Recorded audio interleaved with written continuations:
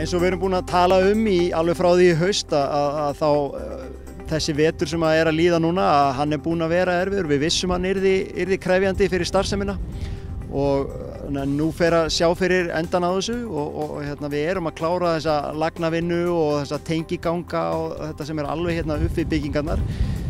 Tengigangurinn sem kemur upp með kvennadeild, við verðum í honum núna aðeins fram á vorið og fram í júní, en jarðvinnan fyrir hann sem auðvitað erfiðasti þátturinn, það bæði þjöppun og sprengingar og annað slíkt, því að ljúka og við erum að hefja uppsteipun þar núna og þá kemst meiri ró yfir það og minni áhrif á starfsemina.